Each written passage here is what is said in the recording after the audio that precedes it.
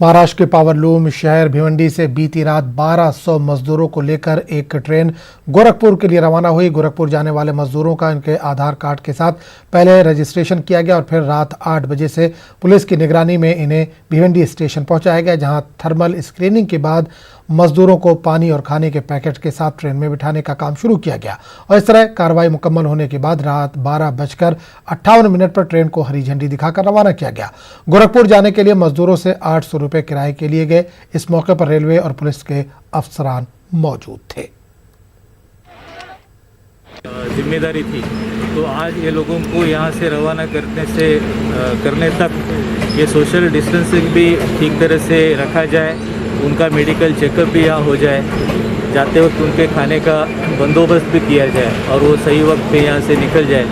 ये सब बहुत बड़ा हमारे लिए चुनौती थी और हम लोग बहुत खुश हैं कि ये सब जिम्मेदारी हमने पूरी की। एक बहुत कठिन टास्क था क्योंकि समय बहुत कम था और बहुत कम समय में पुलिस स्टेशन वाइज हमने बूथ ओपन करके सबका रजिस्ट्रेशन करवाया, रजिस्ट्रेशन करके डाटा बनाया। डाटा बनाने के बाद में जो कुछ भी उसके नॉर्म्स प्रोसीजर्स है, हर एक का मेडिकल स्क्रीनिंग करके एक बहुत थोड़े समय में हमने पूरे सब जितने अथॉरिटीज़ है गवर्नमेंट के सबके साथ में मिलकर ये बड़ा टास्क एकम्प्लिश किया है।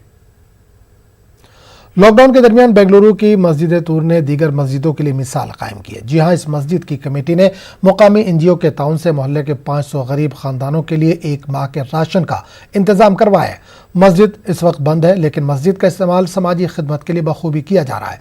मस्जिद कमेटी के सदर मुनव्वर पाशा ने कहा कि लॉकडाउन की वजह से न सिर्फ गरीब बल्कि दरमियानी तबका भी मुतासर हुआ है। इन हालात में मस्जिद कमेटियों को खामोश नहीं बैठना चाहिए। इलाके के जरूरतमंदों के फहरिस्त बनाकर इन तक इमदाद पहुंचाने का काम किया जाना चाहिए। मस्जिद तूर ने राशन की तकसीम के प्रोग्राम का इफ्तिताह मुकामी पुलिस अफसरों के हाथों से करवाया। मोहल्ले के चंद हिंदू खानदानों ने भी इमदाद तकसीम करते हुए इत्तेहाद और भाईचारे की मिसाल कायम की।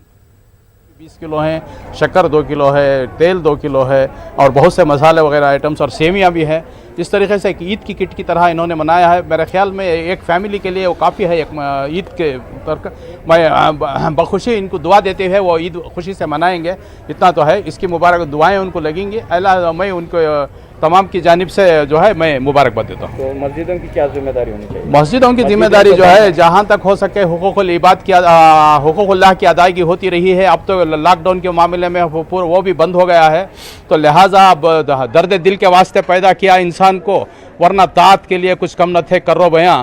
तो इस हिसाब से जो है हर मस्जिद के जिम्मेदार, हज मस्जिद का मुतवल्ली और हज मस्जिद के मेंबरान और हज मस्जिद को लगते हुए मुखैर हजरात जो है अगर एकजुट होकर अपने मस्जिद के मोहल्ले के गरीबों का ख्याल कर लें तो कोई भी भूखा नहीं रहेगा। सब गरीब तबके के लोगों को मदद किया गया है। तकरीबन जो BPL, इससे पहले भी मस्जिद में एक सर्वे किया गया है। सर्वे BPL कार्ड हैं उनके सर्वे किया गया है। उनसे सब डिटेल्स लेकर इनको मुंतखब करके डिस्ट्रीब्यूट किया गया है। क्या दिए हैं? चावल दिए हैं, ये 20 केजी चावल दिए हैं, सोजी, तेल, सेवियाँ, नमक, दाल, सब चीज़ें, पूरे मसाले पूरे मुहैया किया गया। तकरीबन एक किट की कीमत 2500